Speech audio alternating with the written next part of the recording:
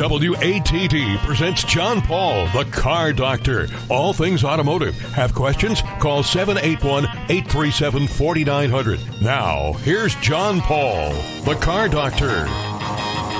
And good Sunday morning, everyone, and welcome to another edition of the Car Doctor program on 95.9 WATD.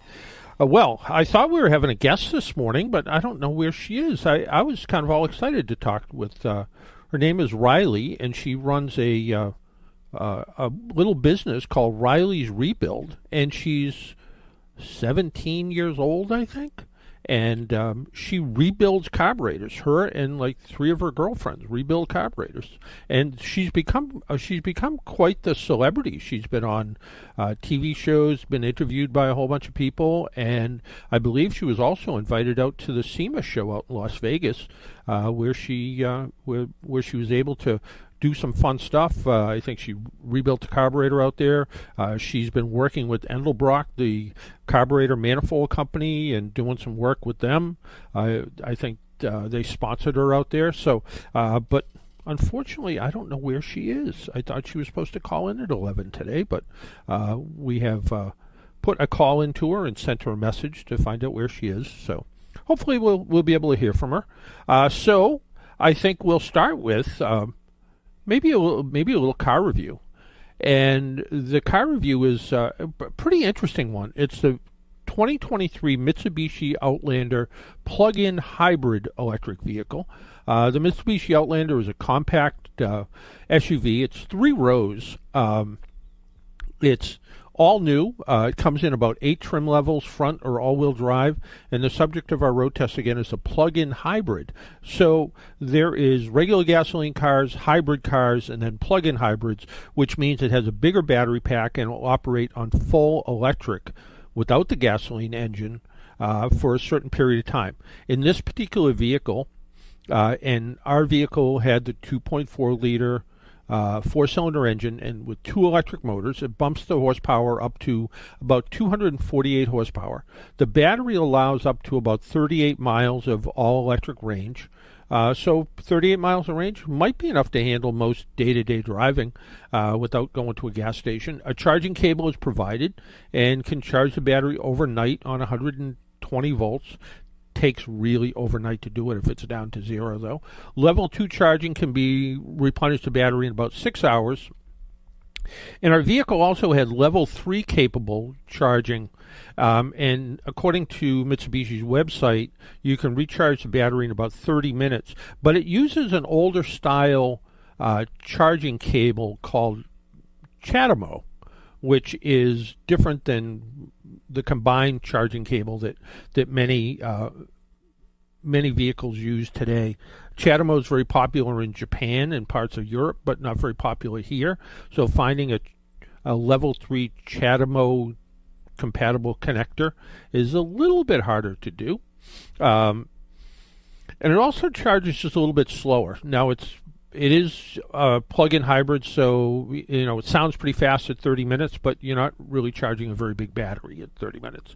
And something I've never seen before, you can actually use the gasoline engine to charge the battery, which doesn't sound particularly efficient, but it's something you can do. You can let the engine sit there and idle for about 90 minutes, and you'll get about an 80% battery charge. I did that. I think I did it for about 30 minutes. I just wanted to see how it worked, and it gave me about 15 miles of range, I think. So it actually did a little bit better time-wise than I thought it would. But it seems kind of silly to run the gasoline engine as a generator to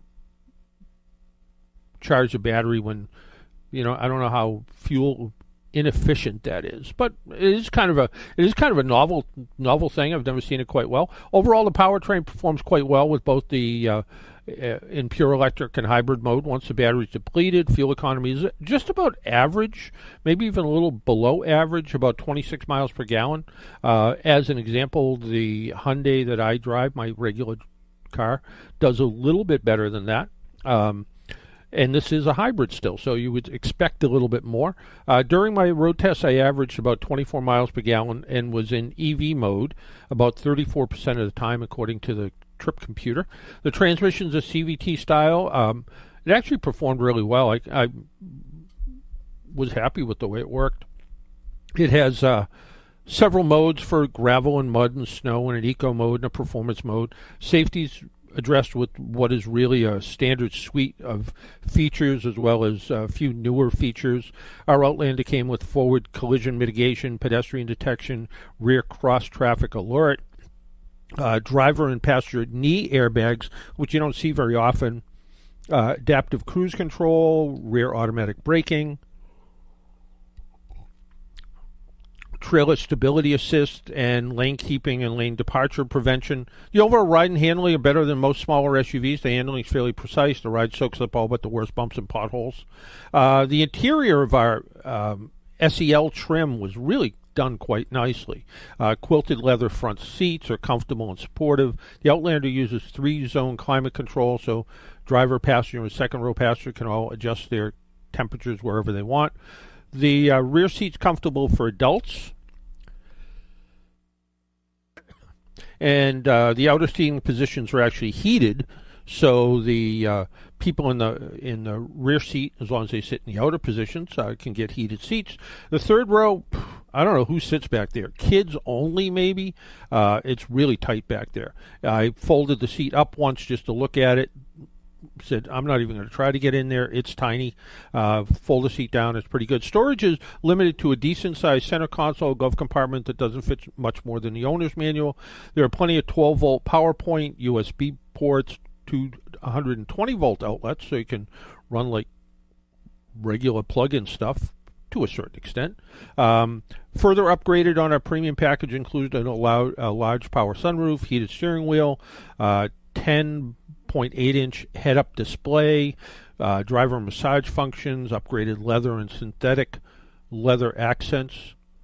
Synthetic leather. Cargo space is 11.7 cubic feet with the third row in use, 33 cubic feet with the third row folded, which isn't really a lot, but it bumps up to about 80 cubic feet with the second and third row folded, which is really good. So you can tell that all the storage or all the leg room is really in the second row, because once you fold that seat, you get a lot of room. The Mitsubishi Outlander is a competent SUV with a combination of sporty and luxurious traits.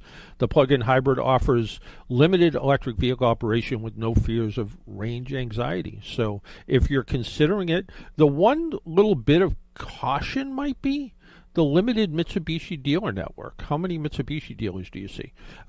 There's one where I live, right on the Dennis-Yarmouth line, but there's not a lot of Mitsubishi dealers around. So a good vehicle, but keep in mind that you may have you might not want to drive 500 miles to go find the vehicle and then come back and find out that when it needs warranty repairs, you're driving back to a dealer quite a ways away. So word of caution about that, but that's about it.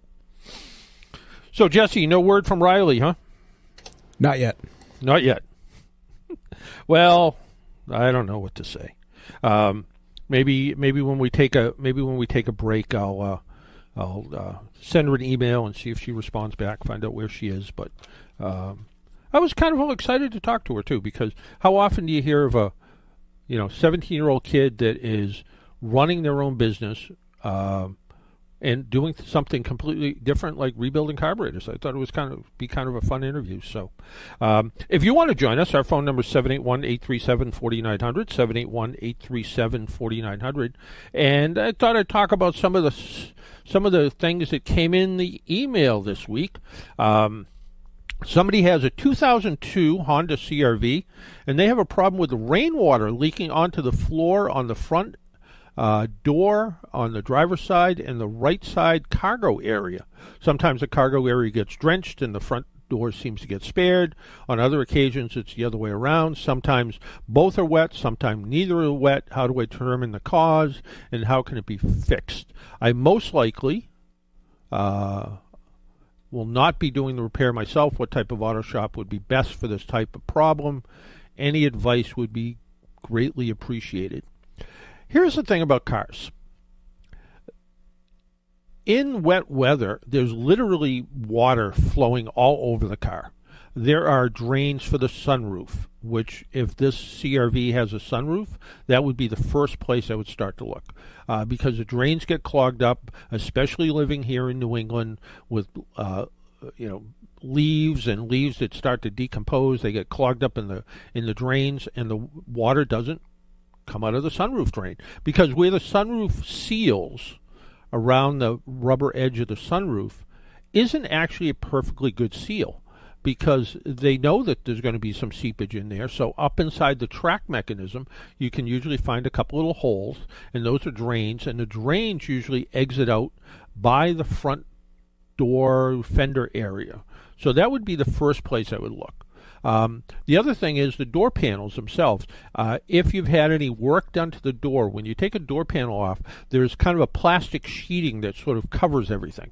And that is put there to, if the door fills with water, it doesn't leak through the inside of the car. Also, the doors themselves have drain holes in them. So when the water does get between that plastic sheeting and the outer skin of the door, it has some place to go. So it drains out through there. Also, this is an older CRV now, so it's 21 years old. Can that be? Yeah, 21 years old. So, could it be something like a seal on the windshield that started to fail? Maybe. And sometimes what happens is, depending on how the car is parked, if there's stress on one corner of the car or the other, it can cause that leak to open up. Same thing back in 2002 when they were building these cars. They actually had an issue where the car was seamed together right at the firewall, right at the bulkhead. And some of those seams, they had to redo them. So they just took some goopy stuff and smeared it around the inside of it, and that stopped the leak. But that, like regular caulking that you would use at your house, over time that can fail, and that might be where some of the leaks are coming from. So, so those are some of the areas that things could leak. I would talk to a local repair shop, dealer, or maybe even a body shop to see if they use a specialist that finds water leaks. If it isn't something obvious like one of the drains is clogged or something like that, a regular independent shop might be able to do that. But many times, just like paintless dent removal companies, a lot of times they have these companies that do paintless dent removal, and they go from dealer to dealer to dealer to dealer. Sometimes they have people that are mobile that go to various shops to find wind and water leaks. So there used to be somebody, and I used to run into him all the time up around the Braintree area, called the Leaker Seeker. And that's what he did. He went around and checked for water leaks on cars that were, going to be used cars at dealerships or whatever the case is. So this sounds like a pretty simple question. Somebody has a 2006 Mustang, and it has water stains on its fabric front seat, and they want to know how to get rid of them. Well, I think I would try a dedicated upholstery cleaner first. Meguiar's, I've had really good luck with Meguiar's products. They make a carpet and upholstery cleaner that works pretty well. There's also a fairly inexpensive foamy spray stuff. I think it's called Tough Stuff. It works pretty good getting out stains. You could always rent a upholstery cleaner, one of those extractor machines. You could try going over all the interior with that. That way you don't have any odd spots that might look different where you cleaned and where you didn't. On the DIY side, you could try a little bit of dish detergent, so like Dawn dish detergent. Mix it up and just use the soap suds. So don't use so much of the liquid, but just try to use the soap suds. So mix it up in a bowl, whip it up so it's just all foamy, and try to use the foam and put that on wherever the stain is.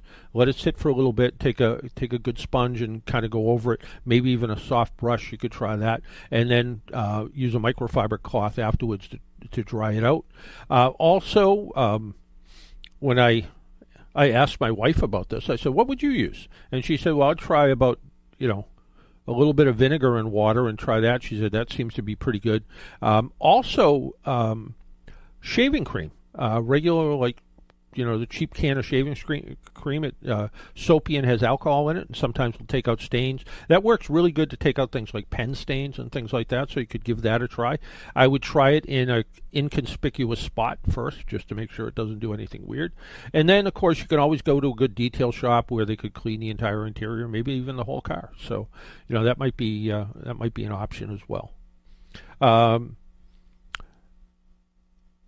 somebody also had a problem with a Volkswagen with a bad another water leak, and I don't know why we're hearing about water leaks so much lately, but they have a 2010 Volkswagen, and they said two things. They've had water in the car once or twice, and they don't know where it's coming from. And they wanted to know if I had any suggestions for that. Yeah, probably. And they also said the top isn't going down the way it should, which convertible tops are their own kind of funny thing. Maybe a convertible top shop, which is harder and harder to find a good convertible top shop. I had to have the convertible top replaced on my wife's Volkswagen. It was just under warranty by like 2 weeks. And I brought it to the Volkswagen dealer, who in turn sent it out to a convertible place probably 20 miles away, and it was a little one-bay shop. The guy had the car for like 3 weeks. Was not a terrific experience, by the way. But on the end of the day, he did put it all together the way it was supposed to go together, and it seems to be working okay. But you might try, look for a convertible top shop somewhere in your area. There are still a few around, but there isn't as many convertibles anymore. Most of them are working on older antique cars, so something to look at. Kind of a funny. I found this hard to answer. This person wrote in and said, "I've noticed that seemingly all quality independent auto shops are closed on Saturdays, but the chain stores with spotty reviews and inexperienced young mechanics are open. I just wanted to share my frustration with you. Like many people, I work Monday to Friday, 8 to 5, and hate to lie or explain to the boss that I need to take time off to have my car serviced properly. What a shame. Just wanted to share my frustration." Yeah,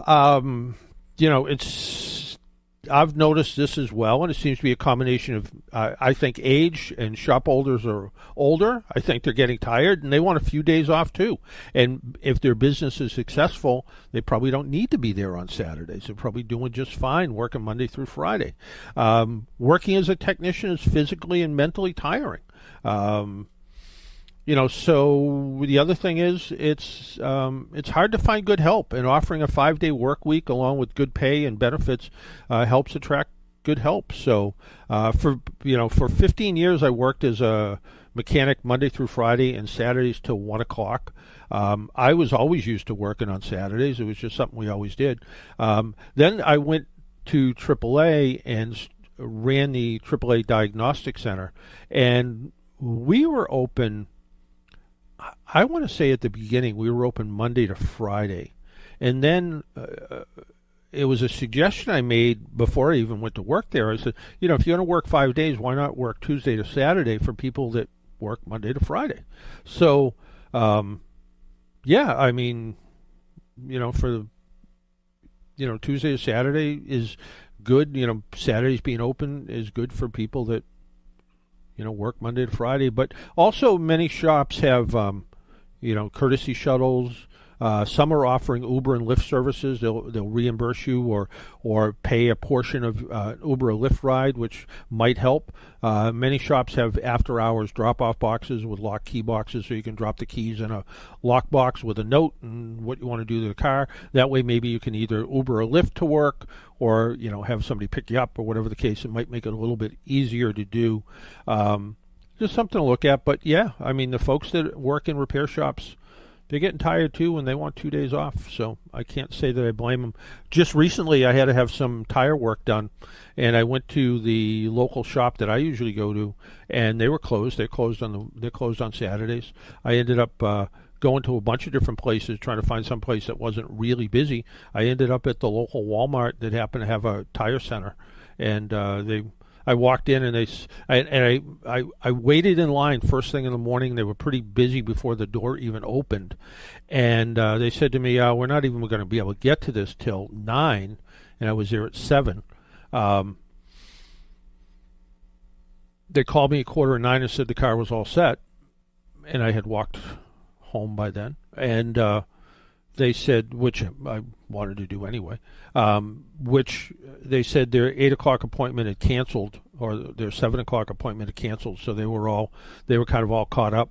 But they had the same problem. They're open 7 days a week, And I've been to this Walmart a couple of times in their service department, and they seem to rotate through a fair amount of help, and they run some weird shifts because they're 7 to 7, 6 days a week, and I think 7 to 5 on Sundays maybe. So you burn out help pretty quick when you work like that. So why don't we take a break, pay some bills? My name's John Paul. This is the Car Doctor program. Our phone number is 781-837-4900. Give us a call. We'll talk with you about your car and your car problems.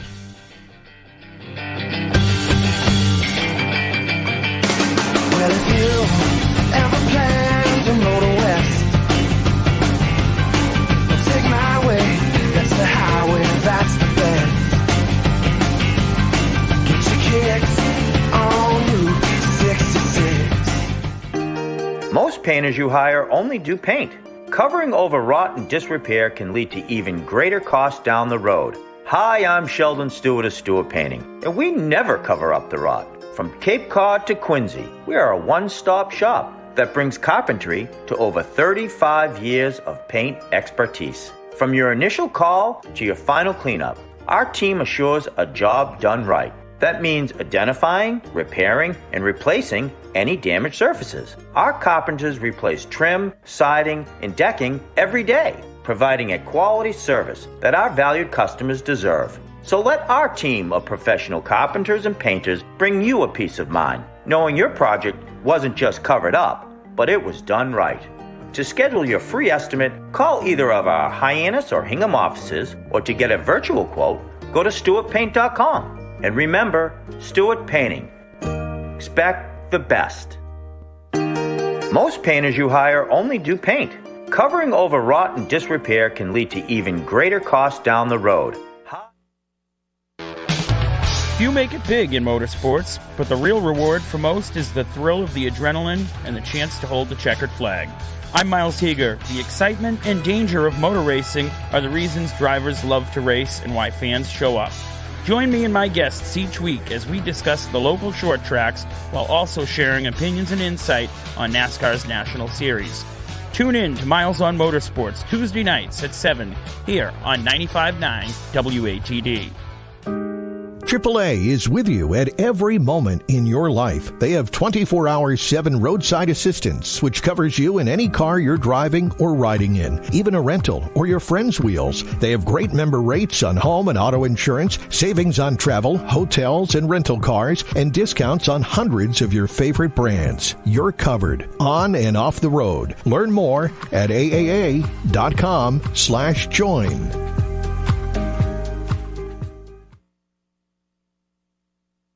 Make an appointment Sunday morning at 11 for John Paul, the Car Doctor, on 95.9 WATD. Now, back to the Car Doctor. And welcome back to the Car Doctor program on 95.9 WATD. Our phone number is 781-837-4900. If you want to join us, phone lines are open. We can chat with you about your car problems, whatever's on your mind. We can try to talk with you about that as well, along with some of the things that are in the news. We can talk about those too. Some of the stories are always interesting in the news. They now they tend to focus so much around electric vehicles, but also, autonomous vehicles were kind of in the news really a lot the last few years. But I don't know. Robo-taxis, there's an article in Automotive News that talks about robo-taxis. It said, some of the enormous technological hurdles are ahead. Self-driving vehicles with no humans behind the wheel are carrying some passengers in San Francisco and China. Now comes the hard part. Companies have invested an estimated $160 billion in automated and self-driving technology over the past dozen years, according to global management consultancy. That's what we need to be. We need to be a consultancy. I think do some be consulting, good. Sure. But I just like it, consultancy. I don't know what that, it makes it sound more official. It's very elegant sounding. Must be British. It is, yeah. Yet the viability for these fledgling robotaxi industries remains tenuous. those attempting to scale the technology and once promised to upend transportation. I don't know. Jesse, would you get in a robo-taxi? Not currently, but in the future, yeah, sure. I would like to see, self-driving cars, I think, I like to drive, but there's times that I don't like to drive. So it is kind of nice when you don't have to drive somewhere. Driving in and out of Boston, stuck in traffic, wouldn't it be great to let your car just do all the driving? You could just read, sleep, do something else. That would be kind of fun, but I don't think it's quite there yet. There was a AAA California actually sponsored a robo-taxi out in Las Vegas. And I think the first couple of days it was on the road, it got into a minor crash. And it was all over the news. Robo-taxi crashes. But really what it was, and the vehicle had, literally millions of dollars worth of technology in it. But apparently, the one little bit of technology it didn't have was a horn, because a truck actually backed into it. So it's not like it hit something. It was something backed into that, and maybe if this robo-taxi had a horn, and it beeped the horn, it wouldn't have happened, and it would have been kind of uneventful. But, well, those kind of things happen. Electric Fords are headed to Norway, it says here. Ford Motor Company said last week it wanted to begin exporting the F-150 Lightning pickup truck to Norway, which it called the world's most advanced electric vehicle market. Ford said the plan was spurred by a ferocious consumer demand in Norway. The EVs accounted for about 80% of new vehicle sales last year in Norway, which aims to have the only zero-emission vehicles on sale by 2025. So in the United States, where we're saying 2035 or so, zero-emissions vehicles, in Norway they're saying just in a couple more years. They'll be the first outside North America to get the Lightning. Deliveries will begin next year, Ford said. I've had consumers literally banging on my door and pleading for us to bring electric pickups to Norway. According to the managing director of Ford of Norway, he said in a statement, the F-150 Lightning is a perfect match for many customers in Norway, uniquely capable of quenching our thirst for adventure while embracing our passion for protecting the environment. Ford's embrace of Norway's love for EVs. Its Lightning announcement began with a phase, Yes, Norway, which seemingly designed to contrast with General Motors' tongue-in-cheek portrayal of Norway as an enemy in the 2021 Super Bowl commercial. The ad called No Way Norway featured actor Will Ferrell declaring his hatred for the country because EVs are more popular there than in the United States.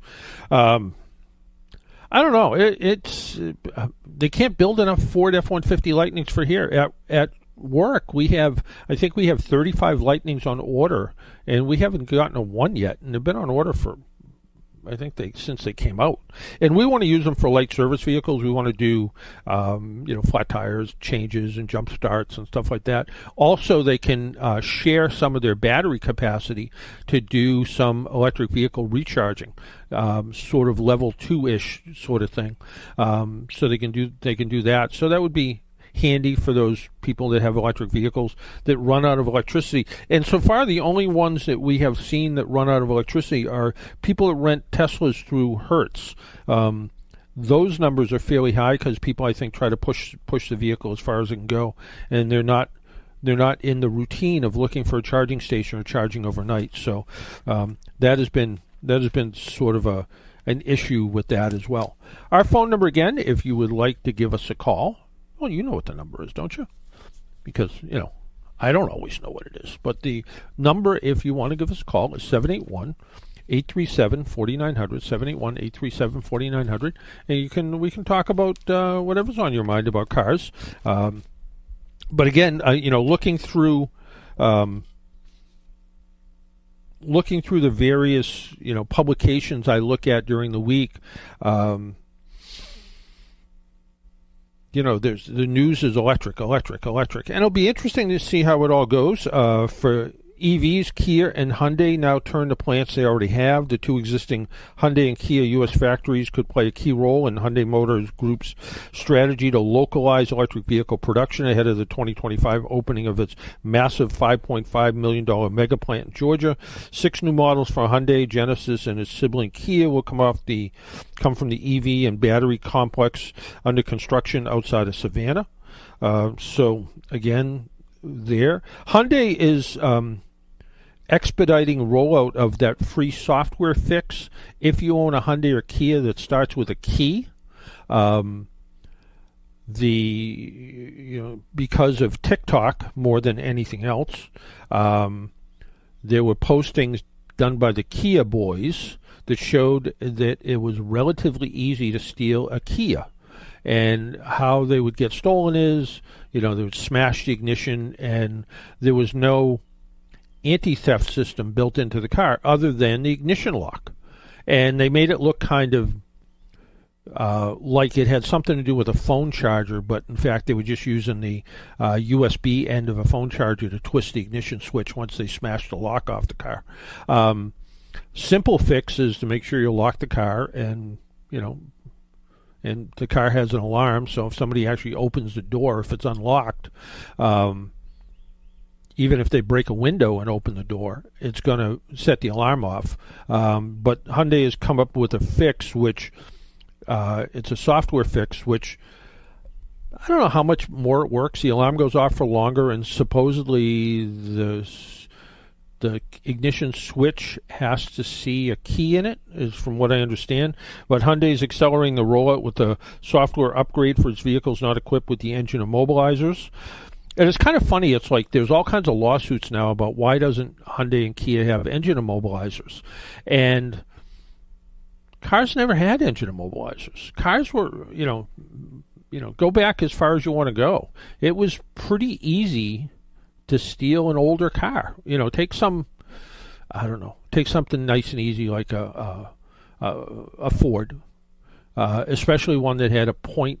Back when cars had points, you would run power to the ignition coil, and you would jump the starter relay. Car would crank over and start up.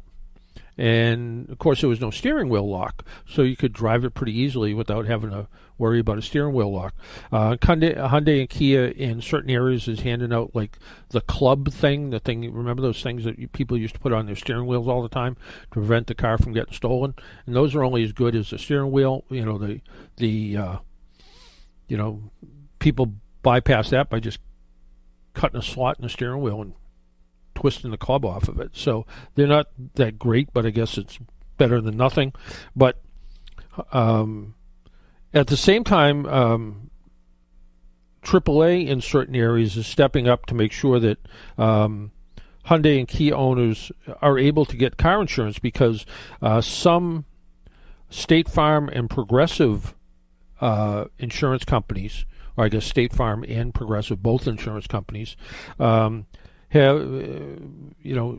decided to stop writing insurance for some Hyundai and Kia cars without the immobilizers. So I guess if you have one of those vehicles, they're going to ask for documentation to see if you have the new software update. I'm not quite sure. But AAA will provide support for owners having difficulty securing or sustaining auto insurance as a result of the increased criminal activity targeting Hyundai and Kia vehicles.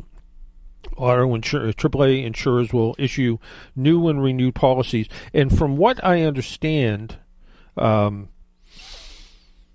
one place we won't do it is Massachusetts, because we don't own the insurance company in Massachusetts. In Rhode Island we do, Connecticut we do, but in Massachusetts we don't, because we're actually a Commerce insurance agent.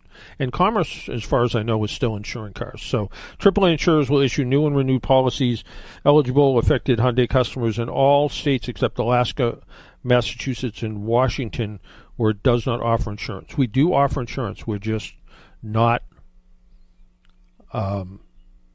we don't own the insurance company. So, I have my Hyundai insured with Commerce through AAA. So the initial Hyundai upgrade announced in February covered more than 1 million 2017 to 20 Elantras, 2015 to 2019 Sonatas, 20 to 21 venue vehicles, and the automaker promised availability of remaining eligible vehicles by June. The faster rollout will offer all 3.8 million affected Hyundai models. So if you own one of those vehicles and you're concerned about it being stolen, I guess what you have to remember to keep doing is lock the car, just like you always used to. But you need to make sure you do that to keep your car from getting stolen. Somebody actually sent me a question about can they put a kill switch in, hide a kill switch somewhere. And yeah, you could find the wiring that connects the ignition switch, and you could put a switch in there. So on it starts and off it doesn't. You could do that. You could also find your car may have a power fuse, and there's these fuse taps that it's sort of a fuse with a switch on it. So you could switch the fuse on and off. That could do the same thing. Also, there's a kind of a neat thing. I had never seen it before. You can buy a remote control battery connector. So a lot of people with antique cars and boats and stuff like that have battery disconnect switches. So you can go over, you turn a knob, and it disconnects the battery. There's one, and I think it's like $30. It's pretty inexpensive. And you can hook it up to the battery. Has a key fob. Press the button, it connects the battery. Press the button, it disconnects the battery. The downside about that is every time you disconnect the battery, the car's going to have to relearn stuff. So you may lose your radio station memories. You may even lose some drivability. The car may not run quite the way it did when you started it because it needs to relearn how to idle, or it needs to relearn how to perform just right. Basically what you're doing is you're kind of rebooting the car's computer all the time. Any issue in that? Not really, other than you're going to have to start over again. But if you were parking in an area where you had a concern more about it being stolen, that might be something you want to do. Maybe that is something you want to install to try to make it more theft-proof until you can get the fix, the software fix performed. Again, it is, from what I understand it, the alarm goes off for a longer period of time.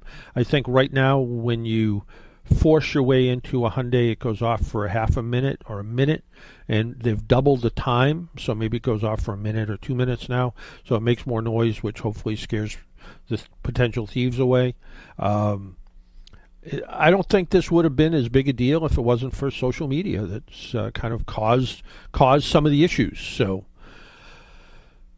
I don't know. So we have Mike from Hingham on the line. Well, we haven't talked to Mike in a while. Why don't we talk to him? Michael. Hey, good morning, Car Doctor. How are you today? Good. How are you? What a beautiful day, I'll tell you. Good top-down weather. Sports cars prices just went up 10% across the board. I bet they did. There is. I always enjoy being in a convertible, and I met a guy years ago, and he at one time owned a used car lot, and he just loved convertibles. And one day I saw him, and he was in a older Mercedes SL, and it was raining, and he's got the top down.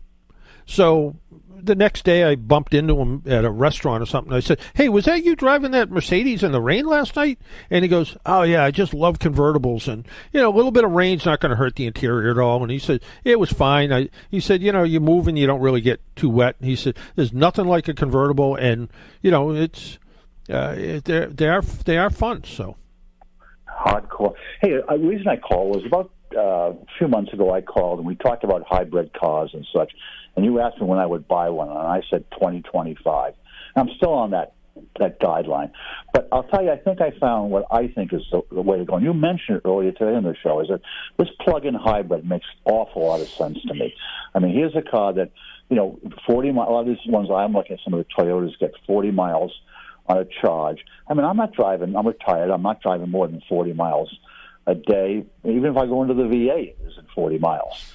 And you can fill it up overnight with, like I say, 110, and you get it a day. It just makes a lot of sense to me. Plus, you get the backup of a 4-cylinder.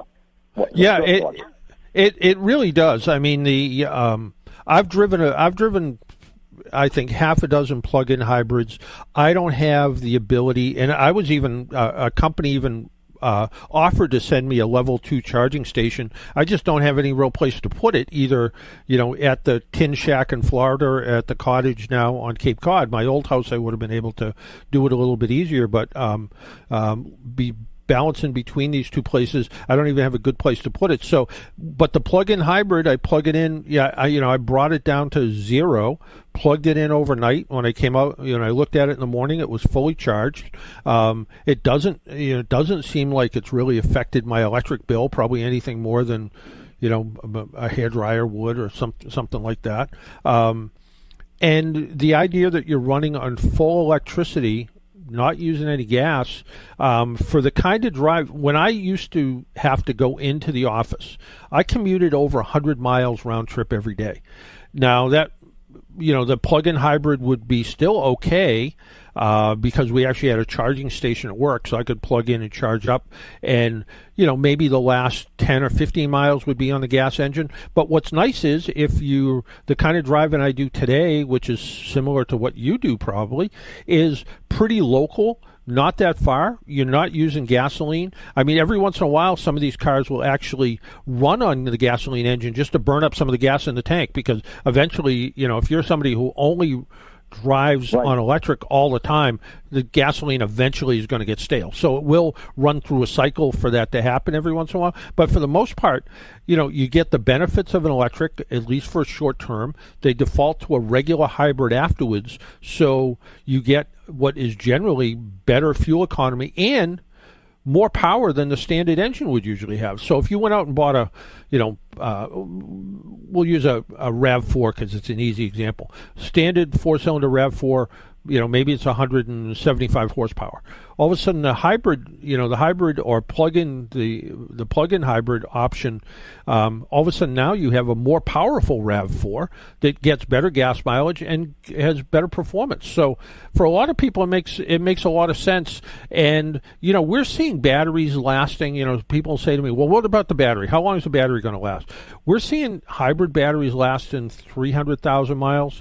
I just did a little bit of research on Tesla batteries. Tesla claims their batteries will last in 400,000 miles and even longer. So, battery use is, battery life is better than expected. The downside of a Tesla is they've been going through some electric motors more than they've been going through batteries. Yeah. Come at my age, the battery is going to last longer than me. Last time I was driving my big car, the Lexus. Yeah. I checked the fuel economy. Around town, I'm getting 11.9 miles per gallon in the thing. But, what can I say? So it makes a lot of sense to me. That's the way I'm leaning. Next year, before then, I'm sure we'll talk. But I'll keep you advised of what I'm thinking about. Yeah, no, it really is. For a lot of people, and it might be, I got yelled at somewhere. I called it the hybrid garage. That if you had a 2-car garage, you might have a gasoline car in one bay and an electric car in the other one. And the electric car would do your day-to-day driving, or maybe And I think a plug-in hybrid combines both of those together. So, but the electric car would do your day-to-day stuff on those times where you wanted to do the cross-country road trip. That electric car might make it a lot more difficult, where all of a sudden now you have the gasoline car for that sort of when you want to do that, or when you want to take the family out. So maybe you have a small electric car like a Chevy Bolt, which I question why GM is discontinuing that, and then maybe a mid-size SUV to take the family and the dog on, family vacation kind of thing. So yeah, it'll be, time will tell where it's going to go, but I think more and more people are thinking hybrid or plug-in hybrid might be the answer, and that idea of a plug-in hybrid, again, gives you that best of both worlds. I agree. And by the way, if you take a big trip, you rent a car. Thanks a lot for taking my All right. Take care, Mike. Bye-bye. Bye. If you want to join us like Mike did, 781-837-4900 is our number. Why don't we take another break? My name's John Paul. This is the Car Doctor program. If you want to join us, 781-837-4900. You're listening to the Car Doctor program, 95.9 WATD.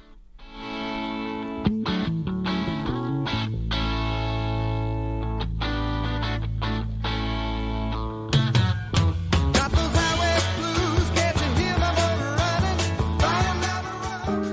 AAA is with you at every moment in your life. They have 24-hour-7 roadside assistance, which covers you in any car you're driving or riding in, even a rental or your friend's wheels. They have great member rates on home and auto insurance, savings on travel, hotels, and rental cars, and discounts on hundreds of your favorite brands. You're covered on and off the road. Learn more at aaa.com/join.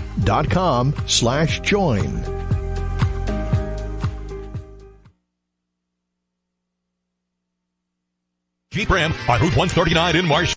It's Ram season right now at Quirk Chrysler Dodge Jeep Ram on Route 139 in Marshfield. Quirk Chrysler Dodge Jeep Ram is one of the largest dealerships of its kind in New England, featuring an incredible inventory of brand new Ram trucks, great customer service, and Quirk's Chrysler certified service department. Quirk Chrysler Dodge Jeep Ram is accessible from all across the South Shore, just off Route 3 at the new exit 27. Quirk works to save you money. Quirk works for you. Visit QuirkChryslerDodgeJeepRam.com. Talk radio with a South Shore point of view. Hi, I'm Kevin Tachi. Join me tomorrow for Monday Night Talk, where the South Shore comes to talk. Tomorrow night after the 6 o'clock news here on 95.9 WATD. Make an appointment Sunday morning at 11 for John Paul, the Car Doctor, on 95.9 WATD. Now, back to the Car Doctor. And welcome back to the Car Doctor program. Let's go right over to Paul from Somerville. Paul, good morning. Good morning, John. How you doing? Good. How are you? Very well. Got a quick question. I see something unusual on my car that I've never seen before. I'm out walking right now, and I'm looking at every other car that I go by, and I don't see the same problem. I have a 2018 Ford Explorer. Yeah. And the last 2 days, I'm noticing my front wheels are filthy. They're aluminum wheels. The back wheels are spotless because I do wash the car 4 or 5 times a month. And I don't see any other cars that have anything even similar that have aluminum wheels.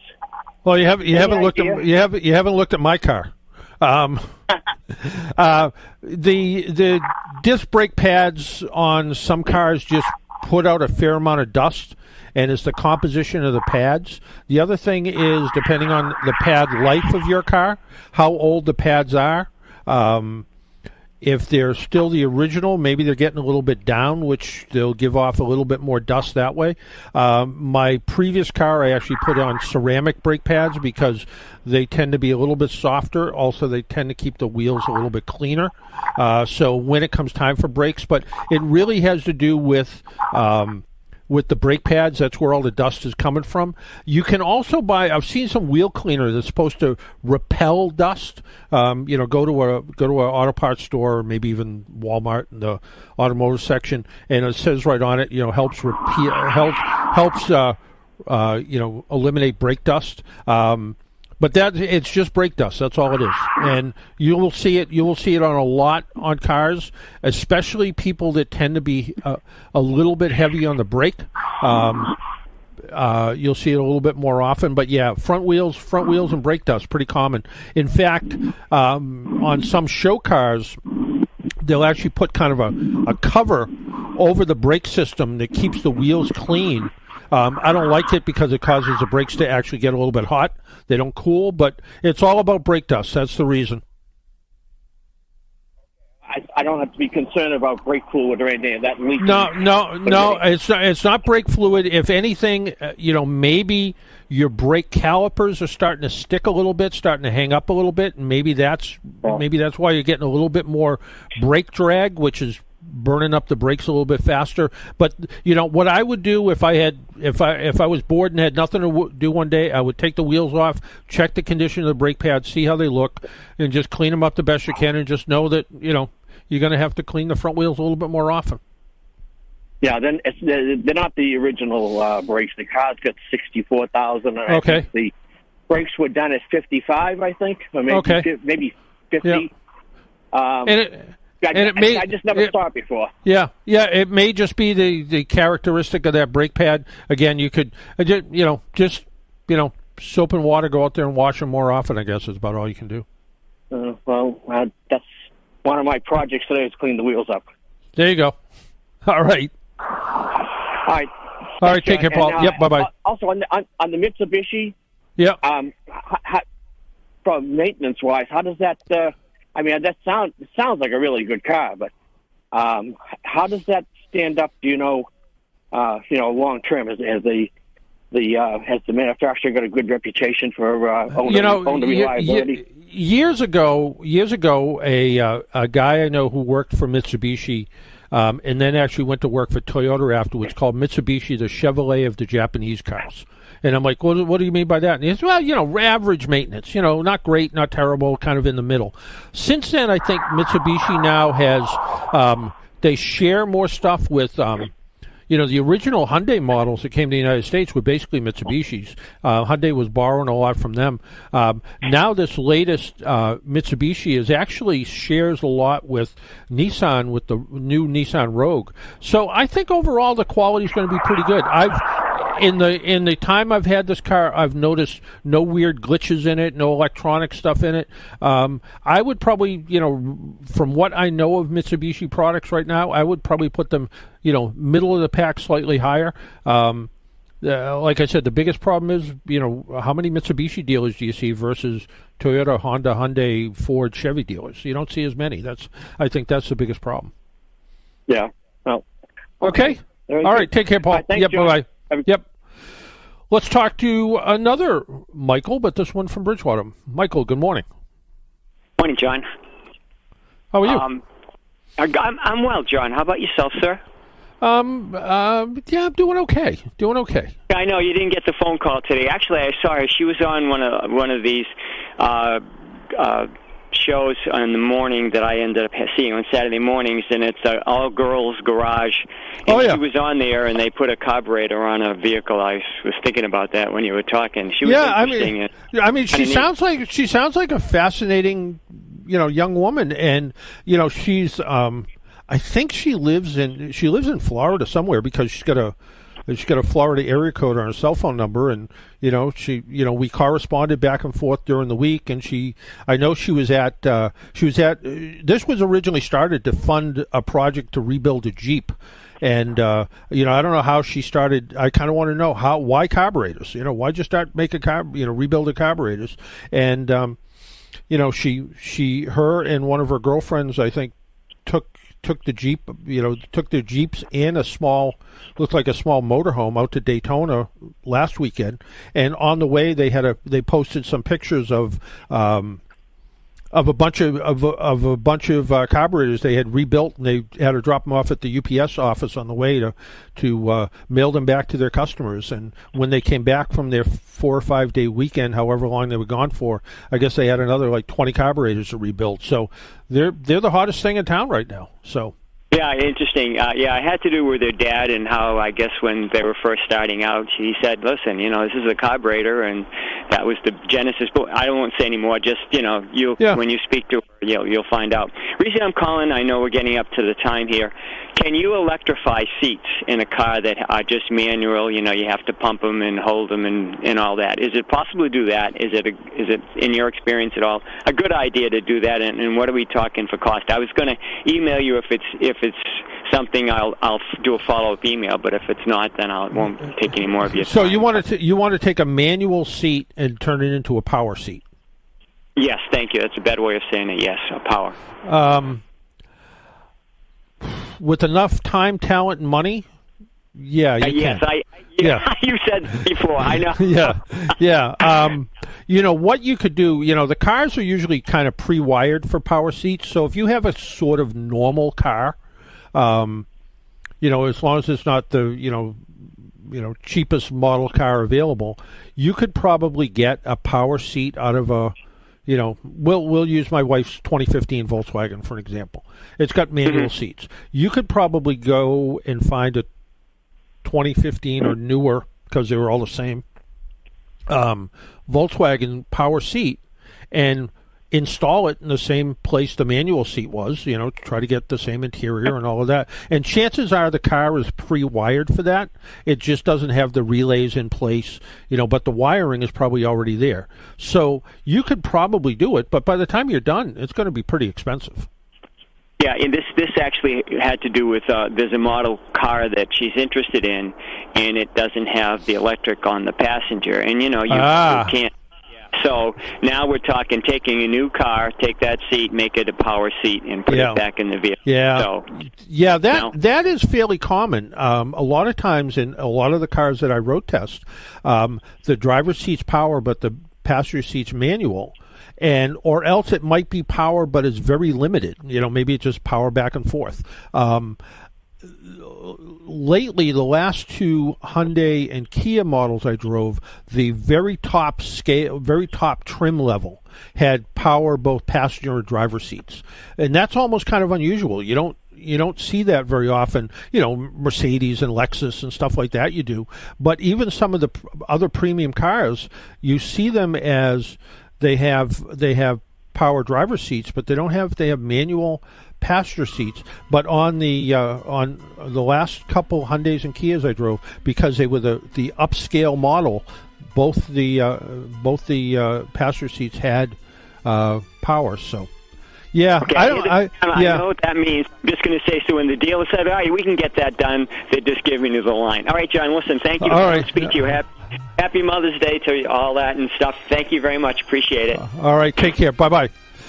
Next week we're going to be talking to Gunther Berman, who has the Newport Car Museum. We'll be talking to him. So until next week, make sure you wear your seatbelt, drive safely, be good to your car, and if you see an emergency vehicle by the side of the road, slow down or move over. It saves lives. Talk to you all next week. Bye-bye.